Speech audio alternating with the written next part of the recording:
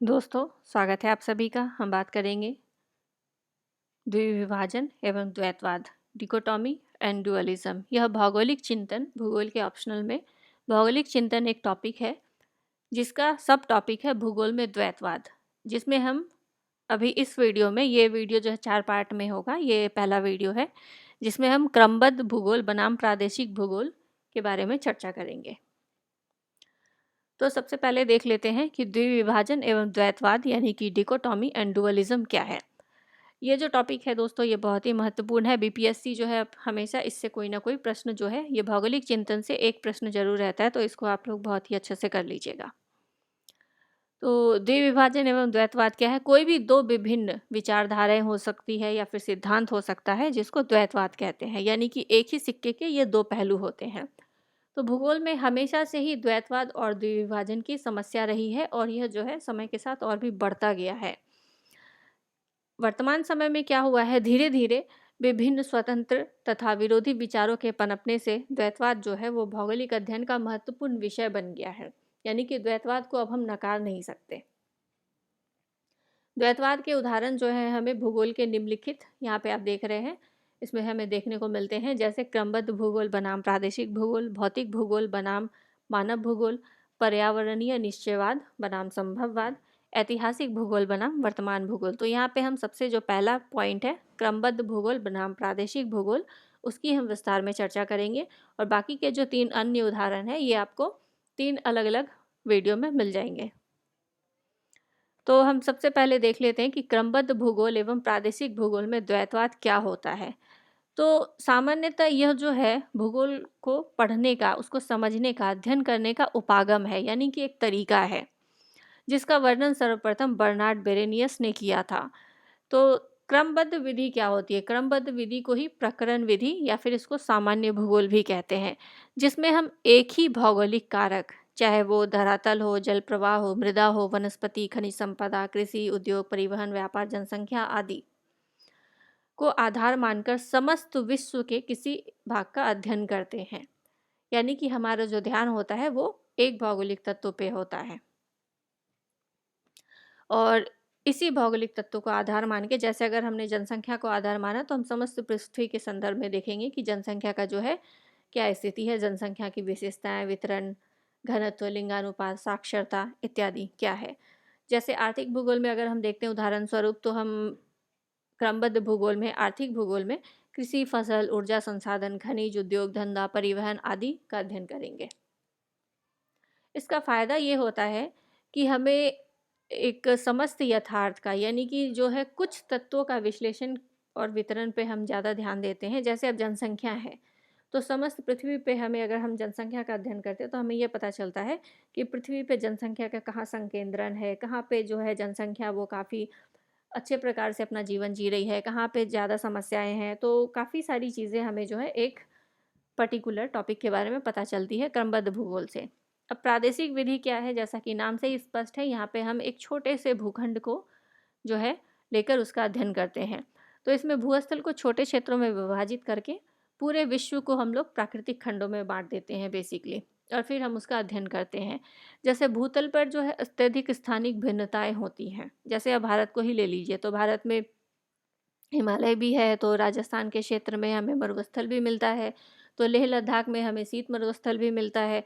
तो वहीं हमारे पास जो है विश्व की ऊंची पहाड़ियाँ भी हैं, सर्वाधिक ऊंची पहाड़ियाँ भी हैं, पर्वत श्रेणियाँ हैं। उसके बाद फिर हमारे पास दक्कन का पठार भी है, फिर हमारे पास पश्चिमी घाट, पूर्वी घाट जैसे पर्वत श्रेणियों के साथ साथ हमारे पास जो है समुद्र तट भी है काफ़ी लंबा सा। तो ये क्या है, एक ही क्षेत्र में हमें काफ़ी सारी स्थानिक भिन्नताएं देखने को मिलती है। लेकिन क्या है, फिर वही दूर स्थित प्रदेशों में हमें समानता भी दिखती है। जैसे अगर हम राजस्थान में जो है थार मरुस्थल देखें, तो वहीं हमें जो है सहारा मरुस्थल अफ्रीका में भी मिलता है। तो इसी तरह विश्व के अन्य क्षेत्रों में भी हमें, ऑस्ट्रेलिया में भी Victorian desert, great Victorian desert मिलता है हमें। तो इसी तरह विश्व के अन्य क्षेत्र में भी जो है अटाकामा मरुस्थल है, पैटागोनिया मरुस्थल है। तो कहीं पे हमें लेह लद्दाख जैसा शीत मरुस्थल भी देखने को मिलता है। तो ये क्या है, विश्व में दूर स्थित प्रदेशों में समानता। तो इन सभी जो भूभाग होते हैं, इसको हम एक प्राकृतिक खंड यानी कि उष्ण मरुस्थलीय खंड में शामिल कर सकते हैं, जैसा कि मैंने आपको अभी बताया। और फिर हम इसमें इसका वजह ये होता है कि एक ही खंड में रखने का, क्योंकि ये प्रदेश दूर तो स्थित है, जैसे कालाहारी मरुस्थल से थार मरुस्थल काफ़ी दूर है, लेकिन इसमें भौगोलिक एवं मानवीय तत्व जो हैं वो एक जैसे होते हैं। अब भारत का ही अगर हमें अध्ययन करना हो तो भारत में हम लोग, जैसा अभी मैंने स्पष्ट किया, गंगा का मैदान लेंगे, दक्कन का पठार, असम घाटी में विभाजित करेंगे, फिर हम लोग व्यापार, जनसंख्या, धरातल, कृषि, वन, उद्योग, मृदा आदि के हिसाब से अध्ययन करेंगे। तो इसका फ़ायदा क्या होता है प्रादेशिक भूगोल का? भूगोल का अध्ययन करना जो है वो सरल और प्रभावपूर्ण हो जाता है। इसमें कारण और प्रभाव संबंध जो होते हैं वो ज़्यादा स्पष्ट होते हैं। आर्थिक विषमताओं का कारण हमें पता चल पाता है, गहन अध्ययन हम कर पाते हैं, और भौगोलिक नियम जो है वो हमें अच्छे से समझ आते हैं। अब हम देख लेते हैं कुछ जो है भूगोलवेत्ता उनका क्या विचार था इसके बारे में।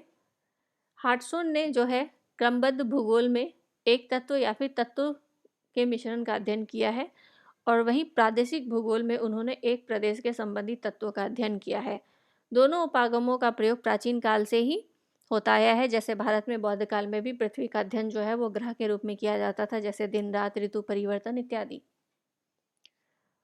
और यह जो है वो प्रादेशिक विधि द्वारा किया जाता है। वहीं बर्नार्ड वेरेनियस ने अपनी पुस्तक जो है, दो प्रकार की उन्होंने पुस्तक लिखी है, मतलब दो अलग अलग पुस्तक, सामान्य भूगोल और विशेष भूगोल।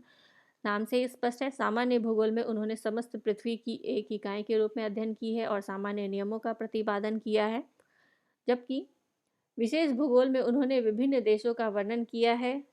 उसमें उन्होंने जो है विशेष नियम जो है स्थापित करने की कोशिश की है, लेकिन वो जो है वो करना काफ़ी कठिन होता है, क्योंकि मानव व्यवहार से जो है ये क्षेत्र विशेष प्रभावित होते हैं। अब भूगोलवेत्ता अलेक्जेंडर वॉन हम्बोल्ट के बारे में जान लेते हैं। उनकी पुस्तक कॉस्मोस में उन्होंने विश्व का विस्तृत वर्णन किया है। ये पुस्तक का नाम आप याद रखिएगा, काफ़ी महत्वपूर्ण पुस्तक है। और अपने यात्रा के जो भी भौगोलिक तत्व थे, जैसे अक्षांश, देशांतर, ऊंचाई, ताप, दाब, वनस्पति, मानवीय क्रियाकलाप इत्यादि का भी उन्होंने अपनी विश्लेषण जो अपनी पुस्तक कॉस्मोस में उन्होंने किया है। तो कार्ल रिटर ने अपनी पुस्तक अर्ड कुंडे में भूगोल में तथ्यों का अवलोकन कर उनका तुलनात्मक अध्ययन किया है, और उन्होंने कार्ल रिटर ने प्रादेशिक भूगोल को ज़्यादा प्राथमिकता दी है। तो फ्रेडरिक रेडजेल जो है, जिन इन पे डार्विन का प्रभाव था, इन्होंने जीवन के विकास का अंतिम रूप मानव को माना है, और इन्होंने निगमन पद्धति का उपयोग किया है, और साथ ही इन्होंने मानव भूगोल में आदिवासी जीवन शैली का भी अध्ययन किया है।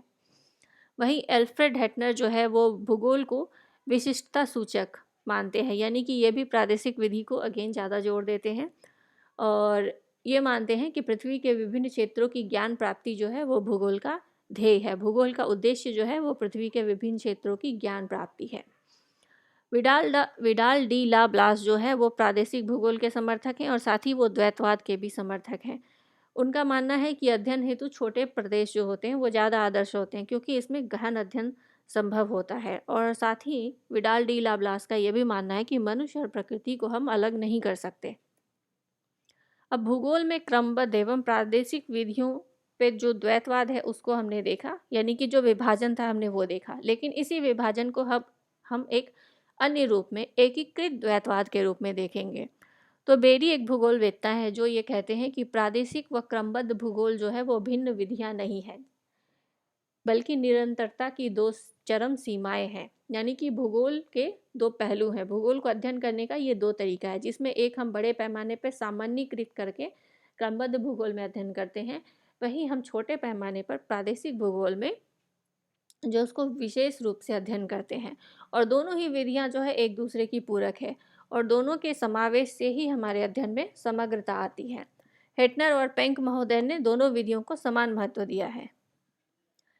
इनके अनुसार कभी क्रमबद्ध विधि लोकप्रिय रही है तो कभी प्रादेशिक विधि लोकप्रिय रही है, तो कभी एक विधि दूसरे में निहित होती है। द्वैतवाद जो है वो वास्तव में जो है वास्तविक नहीं है, बल्कि ये एक काल्पनिक स्थिति है।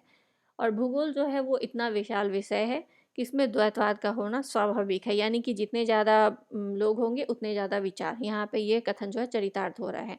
जितने ज़्यादा वैज्ञानिक, उनको जिनको जो पसंद आया, किसी को क्रमबद्ध तरीका ज़्यादा पसंद आया, किसी को प्रादेशिक तरीका ज़्यादा पसंद आया, तो उन्होंने उस चीज़ को ज़्यादा महत्व दिया, और यहाँ से जो है विभाजन की स्थिति पैदा हुई, जिससे क्या है, द्वैतवाद एक कंसेप्ट के रूप में हमें देखने को मिलता है। तो क्रमबद्ध विधि से क्या होता है, उच्चावत जलवायु, मृदा, वनस्पति इत्यादि का अध्ययन करते हैं, तब पृथ्वी के विभिन्न प्रदेशों में इन तत्वों का वितरण जो है हम समझ पाते हैं।